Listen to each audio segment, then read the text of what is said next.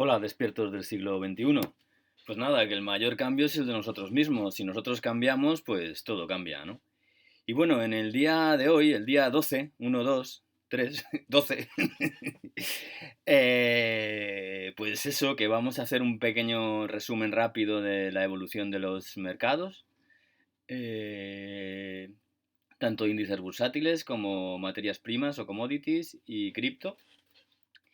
Luego, bueno, nos vamos a centrar principalmente, vamos a pegar un análisis. En otras ocasiones hemos hablado que el dinero se genera con deuda, ¿no? Que luego a su vez se deposita en las cuentas corrientes, ¿no? Entonces, bueno, pues nada, pues hoy vamos a prestar atención en el tema de la deuda, ¿no?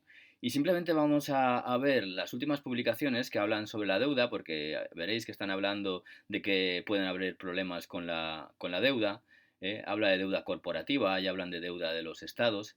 Y bueno, pues comentando eso, pero muy rápidamente, sí que me quiero centrar en este día en hacer un análisis, ¿vale? Muy básico de a quién dar un préstamo o a quién dar deuda. Algo muy básico, ¿no? Quiero transmitiros mi know-how bueno, pues de muchos años en banca de empresas, pues para brevemente, pues en muy poquito, pues son 10 diapositivas, ¿no?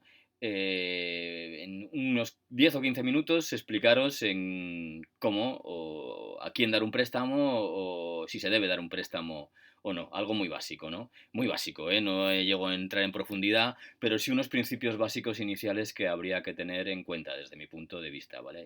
Y en base a mi know-how, ¿no? Bueno, pues eso, pues como he dicho, primero vamos a analizar lo que es los mercados, ¿vale? O vamos a analizar también las divisas. Vemos que el índice de dólar está subiendo, bueno, pues porque vemos que el índice euro-dólar baja, libra-dólar baja, dólar franco suizo sube, dólar americano, dólar canadiense sube, ¿vale? Bueno, pues eso. Por un lado, bueno, pues era para analizar así rápidamente las divisas, ¿no? Para ver, pues parece que el dólar está subiendo, ¿no?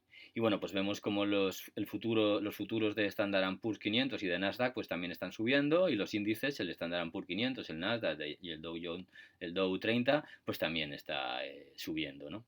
Bien, los productos básicos, ¿vale? O materias primas o commodities, bueno, pues vemos que están bajando, ¿vale? Ahora lo que son los productos básicos, pues están bajando. Mirar el precio del petróleo, del crudo, pues que está bajando y otra vez el Bren está bajando, ¿no?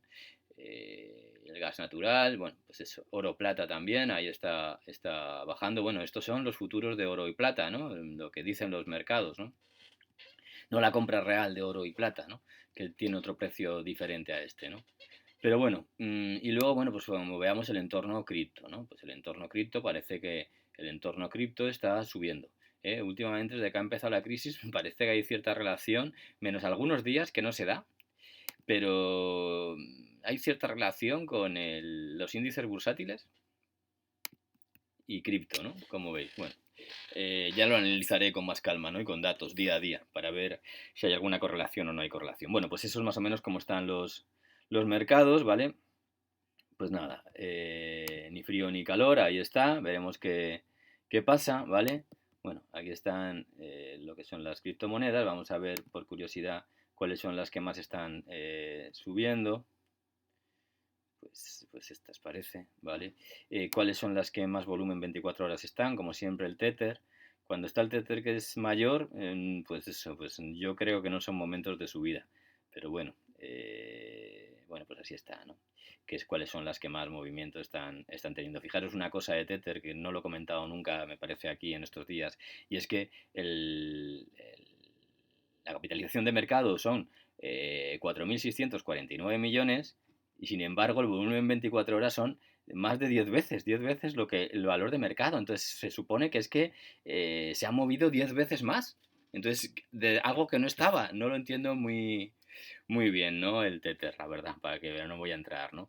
Pues eso, bueno, no voy a entrar en este tema y vamos a ver un poco, mira, una de las cosas que se habla en los últimos tiempos, esto es de 12 de marzo de 2020, pero en publicaciones del año 2019 se está hablando de lo mismo, ¿vale?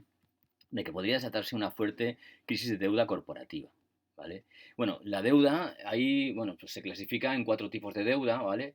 Lo que es la deuda de los hogares o de las familias, la deuda de las empresas no financieras, ¿vale? Que sería esto, deuda de las corporaciones, la deuda de las empresas financieras, ¿vale?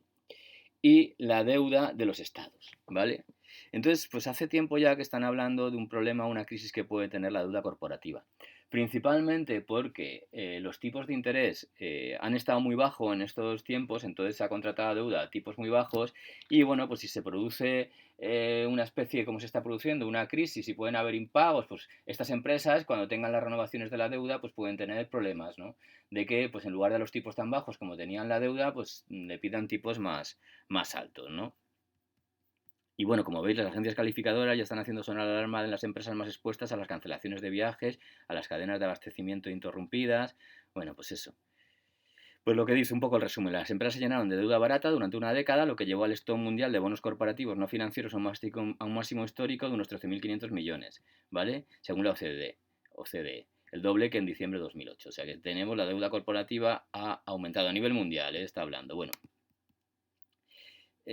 otra publicación, esta es del 9 de marzo de 2020 y también dicen lo mismo, las semillas de la próxima crisis de la deuda, ¿vale? Pues eso, pues dice un poco, pues que según el Instituto de Finanzas Internacionales, el ratio de deuda mundial, aquí está hablando de la deuda total, ¿vale? La deuda que suma la mundial y la total, ¿vale? Con respecto al Producto Interior Bruto, la de las familias, hogares, la de las empresas financieras y Estado, ¿vale? Pues dice que en el tercer trimestre de 2019 era un 322% y que ascendía a esta cantidad, ¿no? Y que está en su máximo histórico. Y bueno, y cada vez va a más, a más, a más, ¿no? Dicho eso, bueno, vamos a analizar cómo está la prima de riesgo de España, ¿vale? Desde que vino la crisis, pues para que veáis, la prima de riesgos en España, estos son datos de España, correcto. La prima de riesgos en España, pues en febrero pues eran 69, ¿vale? Que es la diferencia entre el bono alemán a 10 años y el bono español a 10 años, ¿vale? Habían 69 puntos básicos, ¿vale? De diferencia, o lo que es igual 0,69, ¿vale? Y bueno, pues a fecha actual, a pesar de haber intervenido como intervino, mirar los momentos cómo subió de 69 a 148, ¿vale? Que fue el máximo 18 de marzo, y ahí fue cuando actuó el Banco Central Europeo y Cristina Lagarde dijo que, pues, que iba a comprar la deuda, iba a comprar deuda de los estados si era necesario, ¿no? Y entonces, bueno, pues le ayuda un poco a rebajarse, pero así todo mirar que está en 107, ¿no? Bueno, eso. Luego aquí es el porcentaje, esto es la deuda, por ejemplo, mira, vamos a analizar la de España, pues la de España, que es lo que están diciendo últimamente, hay algunos países que están diciendo que por qué narices en la Unión Europea, que bueno, que yo creo que está ahí en riesgo ahora la Unión Europea, porque parece que en la crisis, oye, salvo que no tenga la información correcta, no ha habido una respuesta, quitando la respuesta financiera del Banco Central Europeo, no ha habido una respuesta común, ¿no? En la crisis del coronavirus, independientemente de financieramente que la ha habido, ¿no? Entonces, pues no ha habido, no sé, no he visto una solidaridad entre países de la Unión Europea. Pero bueno, oye, que a lo mejor no tengo la información correcta. Pero independientemente de eso, hay países de la Unión Europea con un nivel de endeudamiento público, esta es la deuda pública, ¿vale? No la deuda total, la deuda pública española, pues que tenía un 39% del Producto Interior Bruto y a fecha actual tiene un 97%. Aunque si bien es cierto que de 2014 ha intentado reducirla, ¿vale? Y todo esto vino acrecentado sobre todo por la deuda de tener que salvar a las cajas de ahorros. Bueno, correcto. Y bueno, pues eso, por la crisis de la construcción y una serie de cosas, ¿no? Y bueno, pues nada, que en lugar de bajar, pues ha aumentado, ¿no? Entonces hay países como Holanda o como Alemania que sí que han conseguido disminuir la deuda pública, que tampoco creáis que ha disminuido mucho, ¿vale? Porque aquí desde 2014 hemos conseguido disminuirla, de la crisis de deuda la hemos disminuido 3 puntos, si bien es cierto que la hemos multiplicado por 3, ¿vale? Desde la crisis de 2008. Sin embargo, por ejemplo, Alemania,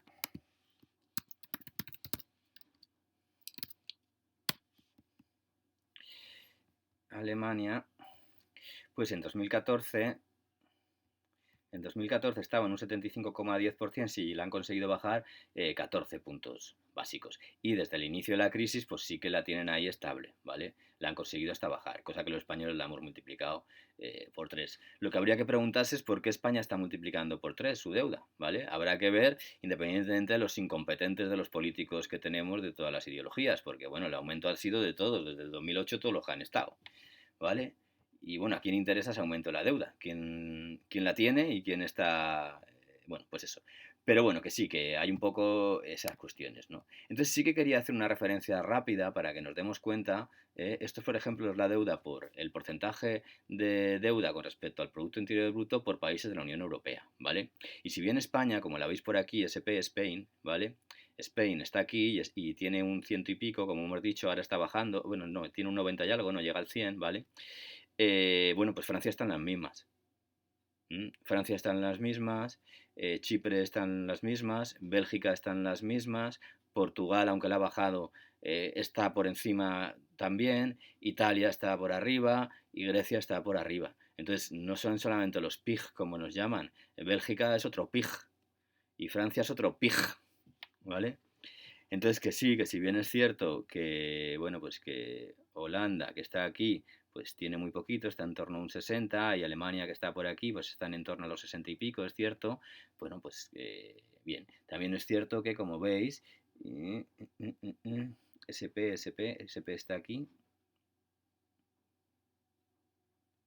SP, pues eso, que ellos dicen que se ha subido. Bueno, pues era aquí está la gráfica. Bueno, independientemente de ese tema, que es así, sí que quiero que hagamos una reflexión, ¿no?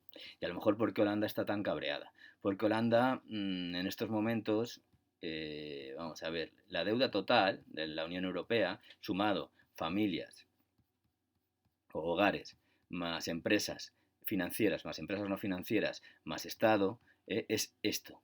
Está aquí, es esta gráfica en la cual, como veis, la deuda total, si la total ha ido subiendo, como veis, de la Unión Europea en general, sí que es cierto que con respecto al Producto Interior Bruto, desde el año 2015 consiguió hacer un punto de inflexión e ir para abajo, ligeramente, pero está yendo para abajo, que es importante, ¿vale?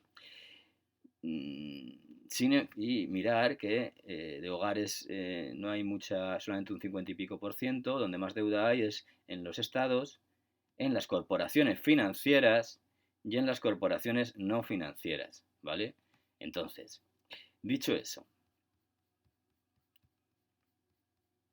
bien, esto es la deuda total por países con respecto al Producto Interior Bruto. Bueno, pues Holanda está a niveles de casi un 700% del Producto Interior Bruto. O sea, que si bien su deuda del Estado es bajita, pues tiene ahí otras deudas que no vamos a analizar ahora que están haciéndole subir un 700%. O sea, que tiene mucha deuda. Irlanda tiene mucha deuda. De la deuda total, pues por encima de niveles del 400%, que es la media. Bélgica y Francia y Portugal. España está en el 300 y pico, no llega al 400, que si bien que no es ningún santo, pero es que, bueno, pues países como Alemania están más o menos a los mismos niveles que España. Países como Finlandia están en endeudamiento total, ¿eh? Bueno, pues eso. Países como Italia están a endeudamiento total, ¿vale? El total. O sea, que hay países que están muy, pero que muy endeudados con respecto a su Producto Interior Bruto, como Holanda, ¿vale? Entonces, bueno, pues que quería puntualizar eso. Y dicho ese tema, que tampoco quiero prestar más atención, sí que quería hacer un pequeño análisis, ¿vale? De a quién dar un préstamo, ¿no? Y bueno, pues he preparado una pequeña presentación y bueno, voy a intentar resumir, ¿vale? Pensar que son conceptos muy, muy, muy básicos, pero para que tengáis una idea de o un concepto de cómo habría que hacerlo, ¿vale? Bueno, probablemente en siguientes vídeos hablaré con más detalle de estos conceptos iniciales que estamos hablando, ¿no? Y bueno, la visión general de este análisis es un riesgo básico que es válido pues tanto para particulares o autónomos o empresas o estados, ¿vale? Empresas, ya hablamos de empresas de todo tipo, financieras o no financieras, ¿no? Bueno, en algún momento nos pondremos a analizar los balances de las empresas financieras y de las empresas no financieras y vais a alucinar, pero bueno, sigamos. Bueno, ¿cuál es el objetivo de este pequeño curso o formación o píldora formativa? Pues bueno, pues aprender a detectar de forma sencilla qué deuda será reembolsada o se logrará cobrar. O sea, Vamos a ver, ¿qué utilidad? Pues a ver si presto dinero, si tengo que prestar a alguien, pues a una empresa o a un particular o a otra, pues a lo mejor desde una posición que soy un gerente y bueno, pues saber hacer un análisis hasta qué punto me va a devolver ese dinero que he prestado o no, ¿vale? Y prestado puede ser, oye, dar riesgo en el sentido de un cliente que me pide que le cobre que le venda a 90 días o a 120 días y que bueno, que en lugar de cobrar al contado, pues me quiere pagar a plazo, ¿no? Entonces, bueno, pues la utilidad es eso, saber si debo prestar dinero, conocer si el endeudamiento que se ha dado es correcto, ¿vale? Pues, por ejemplo, si yo quiero decir una inversión sobre un activo, invertir sobre un activo, sobre acciones o sobre obligaciones o bonos de empresas o algo de eso, pues tengo que analizar el riesgo de esa empresa, ¿no? Entonces me va a ayudar también un poco a analizar eso, ¿no? O sea, es muy importante analizar el nivel de endeudamiento, ¿no? O analizar si es coherente o no la deuda que se pueda dar, ¿no? Bueno, son conceptos muy básicos, ¿vale? Pues eso es un poco la utilidad. Bueno, pues eso, como he dicho, pues yo soy Guille Avellán Berenguer, soy licenciado en Economía, mi experiencia en banca de empresas y riesgos es más de 18 años y aparte, bueno, pues soy un emprendedor fintech desde 2014 y bueno, y soy un entusiasta cripto y DeFi, ¿no? De finanzas descentralizadas. Aquí están mis redes sociales donde me podéis encontrar, en Medium, en YouTube, en LinkedIn y en Twitter, ¿vale? Pues aquí las tenéis por si queréis seguirme o lo que sea. Y bueno, algunas de ellas las tengo un poco abandonadas, ahora me da más por el tema del YouTube. Pero bueno, que podéis seguirme, ¿no? Y saber más de mí y poneros en contacto conmigo si necesitáis alguna cosa, algún tipo de asesoramiento. Bueno, pues eso, vamos a desglosar el análisis en 3 pasos, ¿no? Primero vamos a analizar el préstamo, los riesgos desde el lado del deudor, ¿no? Primero hay que analizar el deudor, a quién le vas a dar el préstamo, ¿no? Y debemos analizar aspectos cuantitativos y cualitativos. Para determinar el riesgo que tiene el deudor, hay que analizar a la persona o a la empresa o al Estado, ¿no? Luego, por otro lado, tenemos que analizar lo que es la operación, el préstamo que vamos a dar, ¿no? Y bueno, luego entraremos más en profundidad, pero por ejemplo van a ver, o sea, por un lado, lo que es el deudor, ¿vale? Por otro lado, lo que es la operación, el préstamo que vamos a dar, o la deuda que tiene. Y entonces habrá que analizar el importe de esa deuda, el plazo de esa deuda, la finalidad de esa deuda y los titulares de esa deuda, ¿no? Y luego, bueno, pues el tercer paso, una vez que has analizado el deudor y otra vez y en el otro paso has analizado la operación de préstamo, ¿vale? O la deuda, entonces luego tienes que tomar una decisión de riesgo. Entonces lo que tenemos que hacer es analizar el deudor, debemos establecer si el deudor va a poder pagar esa operación planteada, ¿no? Un poco esa es la base, ¿no? Y es importante ver esto en un esquema así. Analizar por un lado el deudor, por otro lado la operación y que te sirva para tomar esa decisión de riesgos, ¿no? Entonces, bueno, vamos a analizar el deudor, ¿no? ¿Qué debemos analizar del deudor? Pues del deudor primero tenemos que analizar un poco lo que es, yo lo diría en 3 pasos, ¿no? Y en este orden, ¿no? Si no se da el paso 1, no debemos seguir y ni analizar, ya tenemos que denegar la operación o pensar que no es buena la operación. Si es una operación que tenemos que dar nosotros, no darla. Y si es una operación que han dado, entonces tenemos que analizar que si, por ejemplo, no se cumple el 1, pues está mal, han dado mal el riesgo, ¿vale? O si no se cumple el 2, pues han dado mal. O sea, tienen que cumplirse el 1, el 2 y el 3, ¿vale? Y en ese orden. Si no se da el 1, no seguimos analizando. Ya decimos que no. Si no se da el 2, no seguimos el 1 y el 2, no seguimos analizando. Ya decimos que no. Y se tiene que dar el 1, el 2 y el 3. Bueno, no sé si ha quedado claro y si no, pues preguntarme en la caja de comentarios y bueno, pues trato de explicarlo lo mejor posible en este vídeo o en otro, ¿no? Bueno, pues eso, pues primero tenemos que analizar la experiencia crediticia, a quien le vamos a dar la deuda y su moralidad de pago. Vamos a poner un ejemplo. Y con todos mis respetos a algunos estados, ¿vale? Pues hay estados determinados, no los voy a nombrar, pero bueno, voy a dejar algunas pistas, se me ocurren estados de América, del sur de América. Hay estados del sur de América pues que recurrentemente incurren en el cumplimiento de sus pagos de la deuda, ¿vale? O vamos a decirlo de otra manera. Hay gente, para no hablar de estados, hay personas, bueno, pues que les gusta ir por encima de sus posibilidades. Y ya de partida son unos jetas. Y lo único que quieren es gastar sabiendo que no van ni a querer devolver, ¿vale? Si bien es cierto que esto no son la mayoría de la gente, ni de los estados, ni de la... Pues sí que hay gente, hay circunstancias en lo que se da esto, ¿no? Entonces hay que analizar lo primero de todo, el punto 1, la experiencia de crédito y la moralidad de pago. Entonces tenemos que analizar, ¿ha incumplido otras veces la deuda? y hay que saber si tiene pensado pagar o ya de partida que no tiene pensado pagar. Esto puede parecer muy obvio, pero os garantizo que es algo básico. ¿M? Porque muchas veces hasta gente que tiene capacidad de pago o tiene garantías, bueno, pues a lo mejor no quiere pagar, ¿no? Bueno, pues eso, hay que analizar primero ese punto, es muy importante. Y bueno, hay que analizarlo con el conocimiento del cliente o con técnicas modernas. A lo mejor se puede analizar con la inteligencia artificial. El otro día oía en una conferencia a un exgobernador del Banco de España que decía que la inteligencia artificial estaba decidiendo qué personas tenían una buena moralidad de pago o tenía, cumplía los préstamos simplemente analizando una serie de cosas con el móvil, ¿no? Y a lo mejor era simplemente analizando el número de contactos que tenía. O sea, bueno, te quiero decir que independientemente de cómo se haga, ese punto es importantísimo. Hay que analizar la experiencia crediticia y la moralidad de pago del deudor, ¿vale? Analizando los deudores estamos primero. En segundo lugar, hay que analizar la capacidad de reembolso. ¿Esto qué significa? Hay que analizar que esa persona tiene una capacidad de ahorro, o sea, ingresos menos gastos, porque muchas veces aquí quiero que prestéis atención. Muchas veces la gente solamente ve los ingresos. No, no. O sea, una persona con ingresos altos pero con gastos altos, pues a lo mejor no va a ser, no tiene capacidad de ahorro ni tiene capacidad de reembolso. Hay que ver la diferencia entre ingresos y gastos. Puede haber una persona con ingresos bajos y gastos bajos que tenga una capacidad de ahorro importante, ¿vale? Entonces, la capacidad de reembolso se mide así, la diferencia entre los ingresos y los gastos. ¿Eh? Capacidad de ahorro o capacidad de pago para la deuda, ¿vale? Entonces, primer punto, la moralidad, que realmente quiera pagar, tenga voluntad de pago. Segundo, que aparte de tener voluntad de pago, podamos medir que sí que puede pagar, que tiene capacidad de pago. Así se analiza el deudor. Y la tercera parte y la última es analizar las garantías o la cobertura del deudor. Pues esto es lo tercero. Si no se da el 1 y el 2, este tercero no sirve de nada, ¿vale? Que también quiero eliminar un concepto básico que hay de la gente que dice que es que si hay garantías sobran.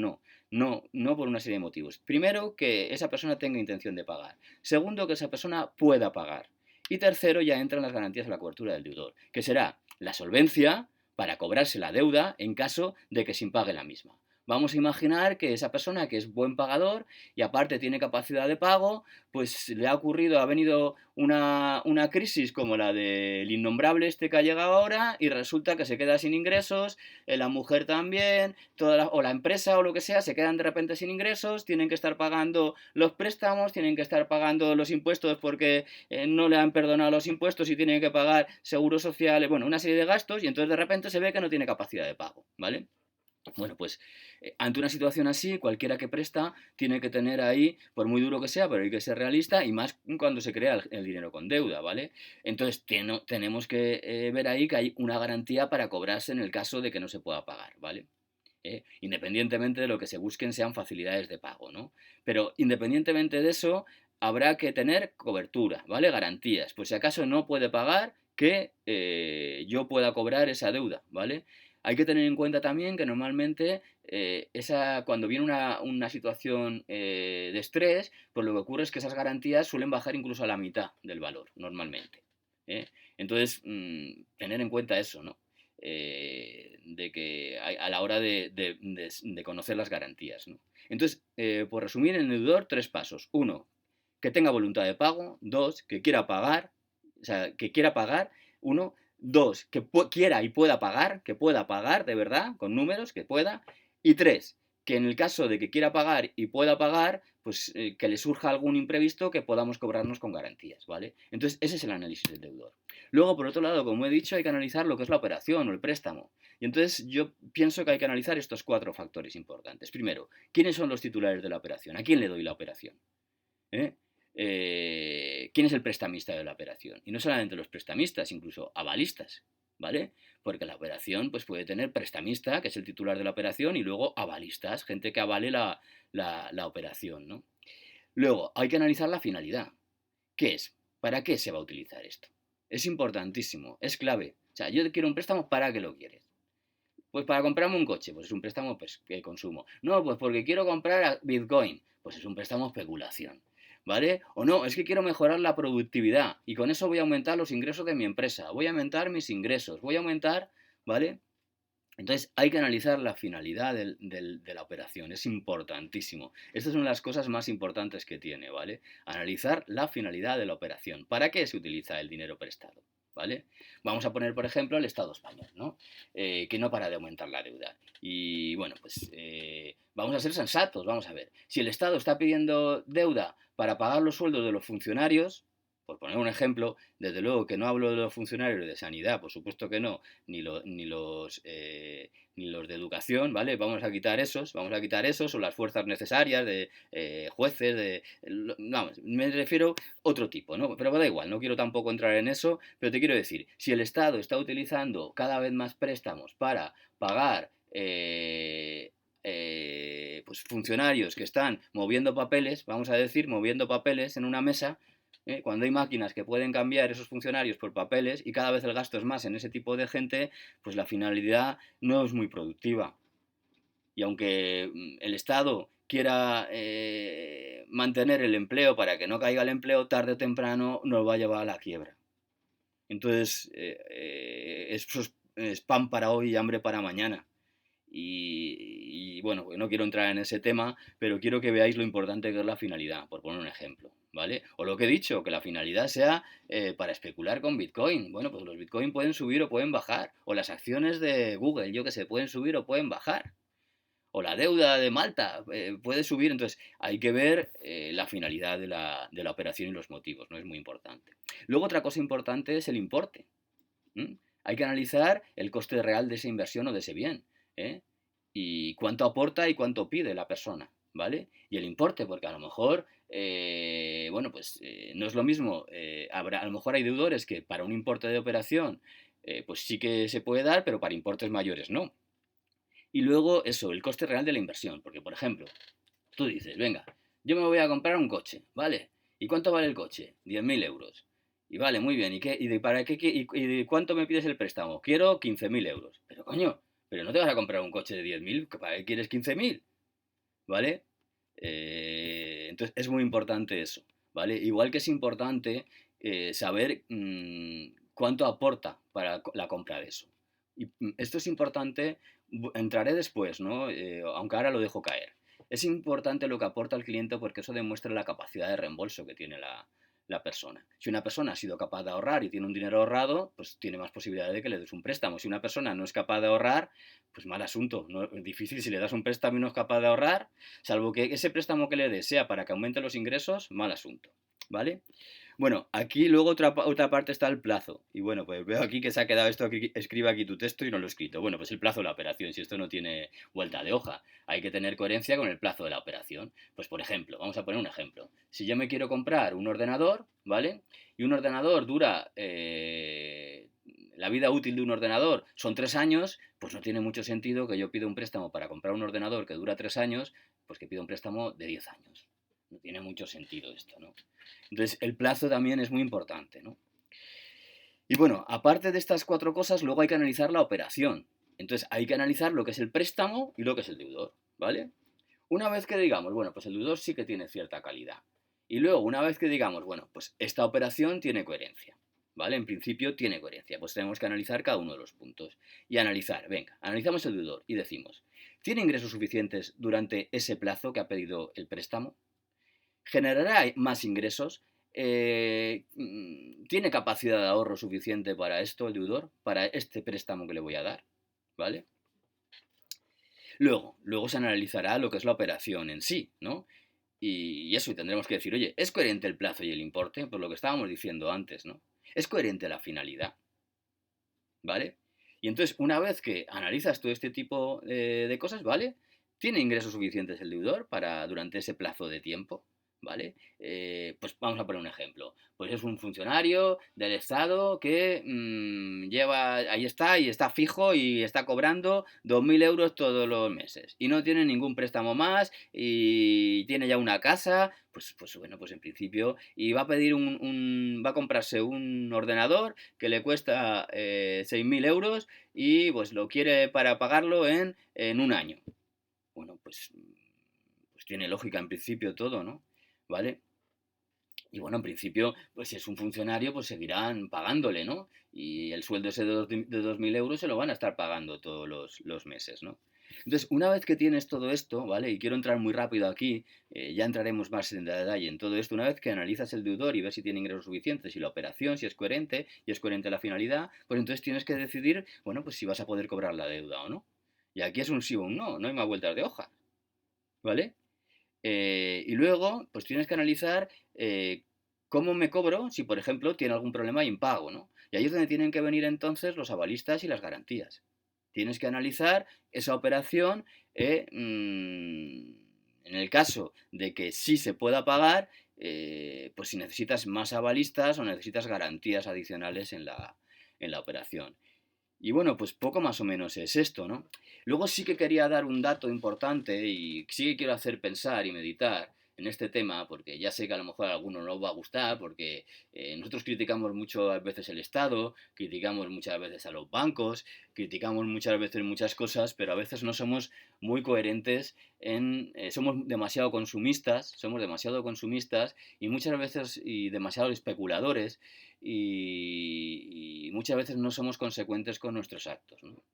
Entonces yo aquí sí que diría y haría una reflexión a cualquiera que se vaya a endeudar, de verdad, yo haría una reflexión, ¿no? A cualquier persona, y es, vamos a ver, si yo voy a incurrir en deuda o en préstamo, ¿vale? A los que se quieran endeudar, incluso a los que ya están endeudados, para analizar si esa deuda que se ha dado es correcta o no es correcta, ¿vale?